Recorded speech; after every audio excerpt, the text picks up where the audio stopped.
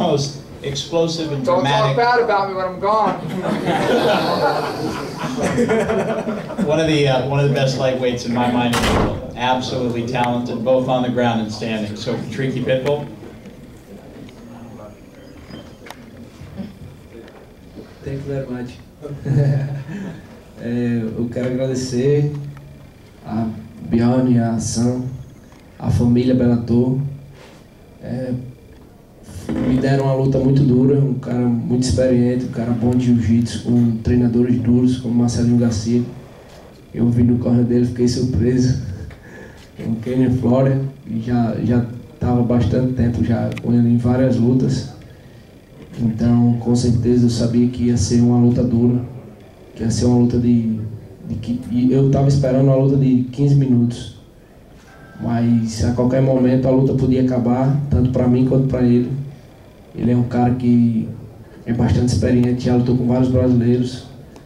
Já o que tinha de passar pelo MMA, o que tinha de passar em lutas, ele já passou. Já levou bastante soco na cara, já deu bastante soco na cara. Já saiu de várias posições difíceis, já veio lutas deles contra caras duros. E com certeza não ia ser uma luta fácil. Estava bem preparado, acho que fisicamente meu cardio foi o melhor jeito que eu treinei. Então não esperava uma coisa pior, sim uma coisa melhor, e graças a Deus terminou do jeito que terminou, rápido. I want to thank Sam Kaplan, Bjorn, and Bellator for having me and giving me this very tough fight. You know, this is what I wanted. Kurt's a great fighter. He's been through pretty much everything. He's been punched in the face. He's punched people in the face. You know, he's been through tough positions. I was actually, training for a 15-minute fight, and anything could happen in a fight like this. And I was very, very happy to get the win. And when I looked at Kurt's corner, he had Marcelo Garcia and Kenny Florian, and I was like, wow, this guy has fought many tough guys, Brazilian guys, all the best in the world. So I was really honored to fight him, and I want to thank Bellator and everybody for giving me this fight. And I just want to keep improving and keep winning and show Bellator that I'm one of the best.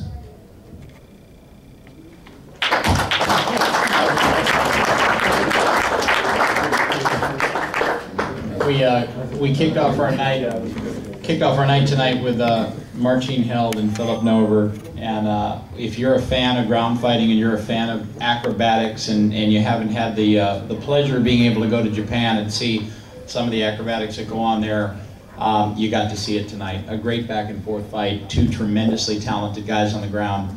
And you got to see some really, really elite level fighting on the ground. A big congratulations to Marcin Held on a big victory against a guy who has been at the very, very top in terms of this game, in terms of people's perception of what he can do in the game, and it looked great tonight. So big congratulations, Marcin and Phil.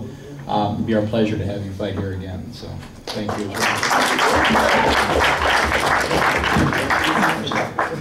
Okay. Firstly, I want to say thank you to my opponent, to Phillipe. It was really great fight.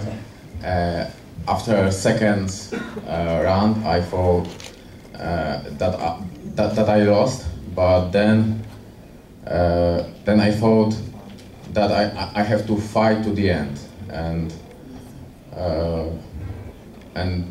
judges decide that I won. I am very happy. I hope next time I show the better fight, but this time I had a very good opponent, Phillipe, and it was it was all what I can do this time. Thank you. Good evening, guys. I thought I won that fight fair and square. I thought if you, depending on how you scored it, even if you scored it in any way, I think that I I basically won in all territory. In the first round, I thought I dropped him. I had some good strikes. He did try to attempt some submissions, which I scooted out of, and he was on his back most of the time. I was standing up over him. You know, I had some throw-by punches that I cracked him. He definitely has a strong chin. I was cruising by. In the second round, I thought I definitely won it, just like he said it. In the third round, he shot in for a takedown, and I got up. I didn't really feel anything threatening. You know, he came close to my ankles, and I've seen plenty of ankle lock attacks training at Renzo Gracie Jiu-Jitsu. And I thought that I won the fight, all 3 rounds. And I was very surprised after the decision that even was a split decision, that even judges scored it that way.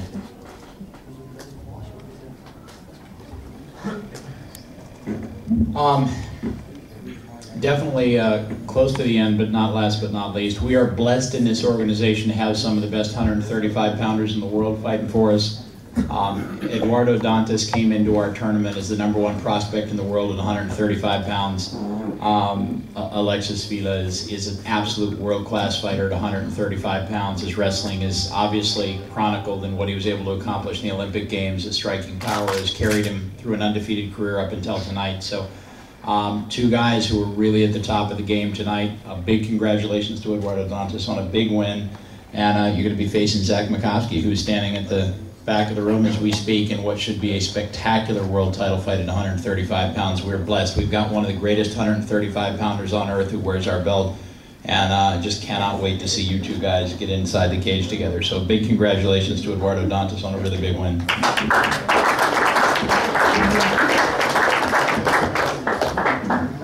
Estou muito feliz em ser campeão desse torneio. É o meu sonho. Mas meu sonho não acaba por aqui não. Eu tenho um sonho de ter o cinturão do Bellator, e a primeira vez que eu cheguei aqui eu falei que ia ser campeão, e graças a Deus eu consegui com muito esforço, e agora vamos pro próximo objetivo, que é conquistar o cinturão. I'm very happy to be here, to be fighting for Bellator, and it was a dream of mine to win this tournament. I've said it in the beginning that I was going to win, and I won. And another dream of mine is to win the belt. And I'm looking forward to this fight with Zach, and I can't wait. And I want to thank everybody from Bellator for having me, having one of the best 135ers in the world, and I'm not going to disappoint. Thank you. So before I turn the mic over to Alexis Vila, you will see him again in our next 135-pound tournament. Just a spectacularly exciting fighter with an amazing story behind him. If you get a chance to watch some of the features that we've done on him and some of the backstory on this gentleman, it's just great stuff, and a very easy guy to root for, and you'll see him back in the cage in our next tournament we do at 135 pounds. Thank you to Bellator to give me a chance to compete in the tournament. I did my best to try to win it. Danta, he was better tonight, and congratulations, and I go for the next one.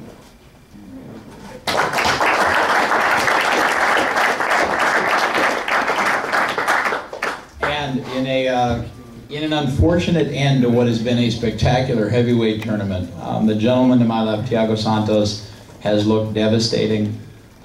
We had a no contest tonight. Eric Prindle's gone to the hospital, and we'll find out, we'll get an update on how he's doing in short order. Again, 2 class guys, and 2, Eric's got spectacular striking, Thiago's got a great ground game and spectacular striking. So, what we're going to have to do is we're going to have to get these guys back in the cage, and we're going to have to finish that unfinished business in relatively short order. We'll work on timing, we'll get them back together, it's a no contest, and they'll fight, and the winner of that fight will face Cole Conrad. So. I'll turn it over to Thiago, and we'll get an update on how Eric's doing as well.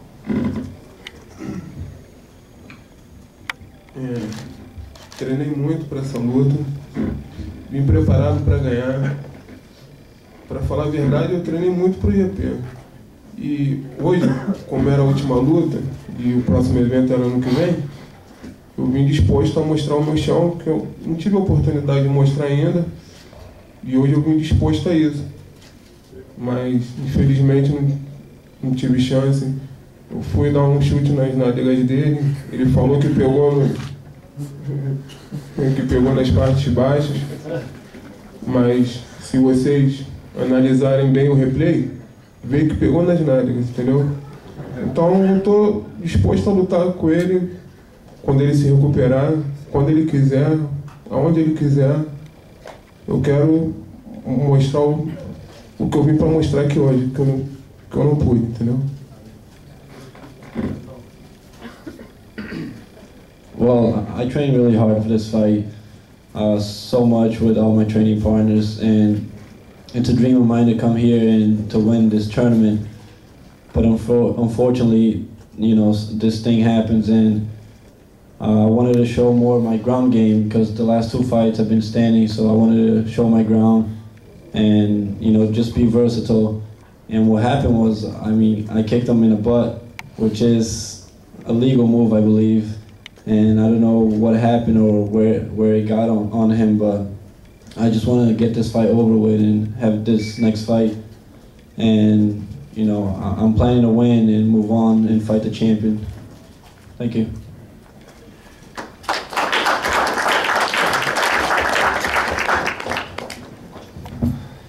All right, for those in attendance and for those that are joining us in the live stream, still a chance perhaps to get we do. If you want, get your questions in via Facebook or through Twitter. We'll start with questions in the house. Show of hands, who has questions for the fighters? All right, we'll start with the front row. I have two questions. First for Phillipe.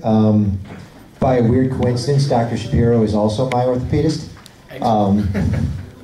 I was wondering, because you had the surgery back in February, you have had fights since then. Has there been any changes to your camp, any adaptations that you've had to make?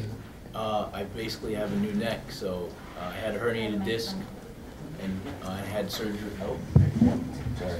I basically feel like I have a new neck. Dr. Shapiro fixed me well enough to fight again, and my surgery was just recent. It was this year, February 2011, and there hasn't been any changes in that respect that I have to worry about my neck. I shoot in for takedowns, I get caught in different chokeholds and get out, and I don't have to worry about much. My neck is fine. And the second question is for Bjorn. We were trying to do the math on this as it was going on, but this main card looks to be, if you add the money lines together, the largest set of underdog results in the history of televised MMA. I know that you've mentioned that you're sort of used to surprises, but did this throw you at all? The fact that basically no one who was expected to pull out the victory ended up going that way? God, you know, I'm too busy and I don't spend any time looking at what the betting lines are. Not really. I mean, we've had so many kind of epic, unique circumstances and so many odd finishes and so many spectacular, exciting finishes that you just don't, I don't get too caught up in it. I mean, you know, one of the magical things about mixed martial arts is there's so many ways to win and there's so many ways to lose. What makes it such a infinitely better sport than really any other combat sport there is that there's just so many different ways to do it. If you watch Marcin Held go to the ground today, it was like a scene out of a superhero movie. And then you watch the defense with Phillipe Nover. It's just, you know, it's an oddity, but there's so many ways that a fight can end, and it can all end so quickly. I never really get caught up in it. I don't really believe that there is a prohibitive favorite when you get into any kind of fight. I just sit back and watch and go for the ride. When the door shuts, there's very little we can do. So, not really, no. Bjorn, thank you. We're going to take a question in the back room in just one moment. Let's take this question up front first. Bjorn, what are the tentative plans, if any, for the rematch between Santos and Prindle right now? Well, I mean, I guess the first thing we'd have to do is figure out how exactly Prindle's doing. You know, we got to go to the hospital, and our team will check on him and follow him and figure out exactly what's going on. He's obviously hurt. I just got a note that got passed to me that said the doctors say that he's got a very legitimate injury. So I don't know what that is. We'll see what happens with it, and then, you know, obviously the gentleman on my left is ready to go immediately. We'll try to get it done as quick as possible. I know Cole Conrad wants to face the winner as soon as he can, so we'll see. We'll see what timing, how it plays itself out. But my hope against hope would be the next show we do on MTV Networks, they'll be on it. Thank you, Bjorn. We'll take a question in the back of the room. For those that have questions, we'll come back, but the show of hands in just a moment. Here's our next question.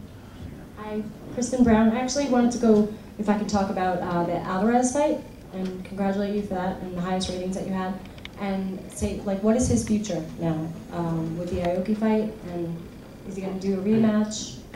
What are your plans with that? Is Chandler going to have a fight with him, or what are you planning with that? You know, I mean, Ed's future looks really bright. I mean, you know, he's a spectacularly talented fighter. He's been one of the focal points of our organization since we launched. He's just in addition to being one of the most exciting lightweights on the face of the earth, he's also one of the best guys you'd ever want to work with. So, you know, we've talked to Dream. Aoki obviously has a fight on New Year's Eve. We always anticipated that. Ed is still very excited about the potential of that fight. Obviously, the next tournament that we've got coming up in season 6 would be the quickest road for him to get back in to face Chandler, which I know he wants as well. But then we probably got another lightweight tournament coming up in the fall. So it's really just a matter of sitting down with Ed, one of the smartest guys I've ever worked with in this game, and figuring out where his head is and what kind of progression he would like. I know the Aoki fight has kind of stuck out to him for a long time. He'd like the rematch. He'd also like that as a springboard to come off of this loss. So, you know, we'll just sit down with him. He's a pleasure to work with, and he knows the game backward and forward, and he understands it as clear as anybody. I mean, he could do my job. So we'll just sit down with him and we'll map it out. Thank you. Our next question. Yeah, it's for Patricky. How motivated are you now that Michael Chandler holds the belt, and he's the guy that defeated you and ended your tournament run last season? So how motivated are you now to get back after this win in the next lightweight tournament and have a chance to redeem yourself, losing to Michael Chandler?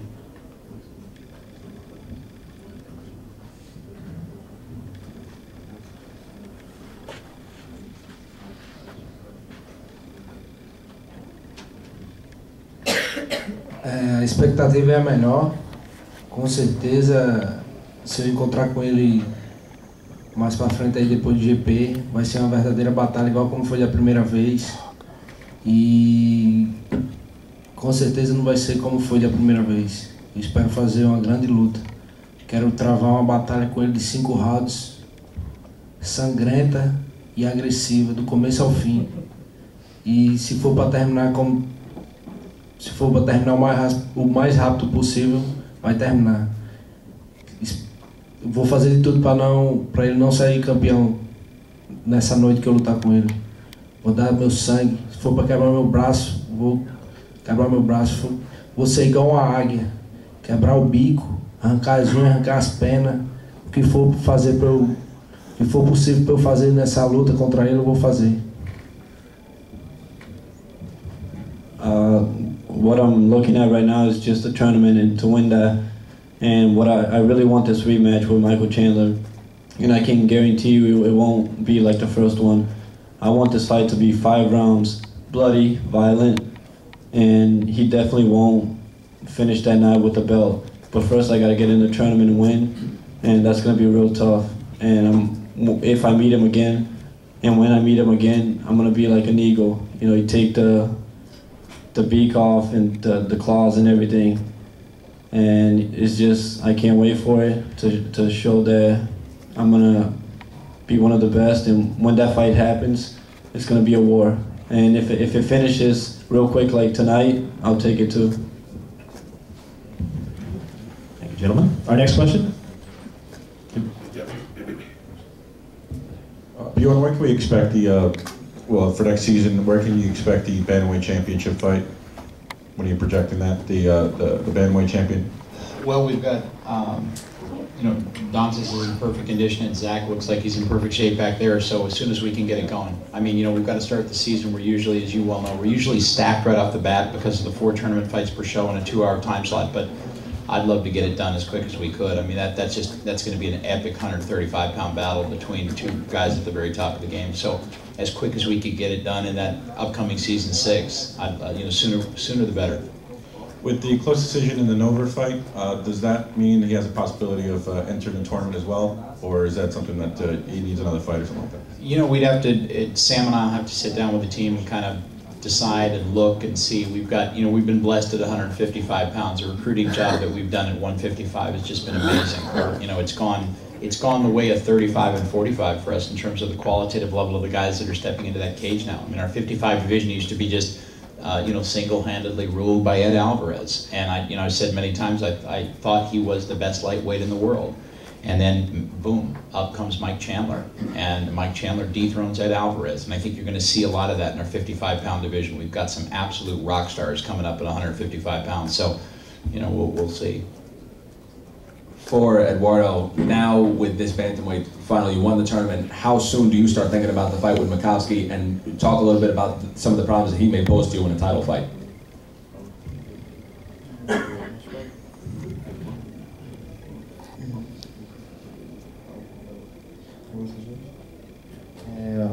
A luta foi muito dura. Alexis Vila é um excelente atleta, valorizou bastante o combate, mas já estou pensando na próxima luta, que é o cinturão, e pretendo voltar melhor. Acho que hoje eu não pude dar 100% de mim, pelo fato de ter uma luta em cima da outra, que é complicado, não tem como você fazer o treinamento 100% específico para cada atleta. Então eu pretendo voltar pelo cinturão melhor, 2 vezes melhor do que essa apresentação de hoje à noite. E o campeão que me espere, vou buscar esse cinturão. Tonight was a really tough fight. You have these short time between each fight, and I just can't wait to get back in there. And Zach's a really great champion, but I'm going to come in and take the belt. Gentlemen, thank you very much. We know we have a couple of more questions. Actually, we've got 5, 6, 7 questions. It wouldn't necessarily be fair to take only 1 or 2 or 3 and not all 6 or 7. Plus, we want to make sure we have the fighters available for questions afterwards. We promised to do that. So we're going to end the post-fight press conference here with closing comments in a moment, and letting you know that the fighters and Bjorn will be available for questions immediately upon the conclusion of the press conference. So those that have questions, hang tight. You'll have access to the fighters and Bjorn. But for now, let's go back to Bjorn for closing comments. Thanks, Mike. Just again, a big thank you to Caesars for being spectacular hosts, and to our TV partners, and a congratulations to the gentleman over to my left. And thank you, guys. Bjorn, thank you very much. And for those in attendance, if you would please put your hands together for the fighters tonight here at Bellator 59. And that wraps it up. For more information about Bellator's upcoming Season 6 and all events in between, just log on to Bellator.com. For all of us at Bellator and Caesars Atlantic City, thank you for joining us, and we'll see you next time at Bellator Fighting Championships.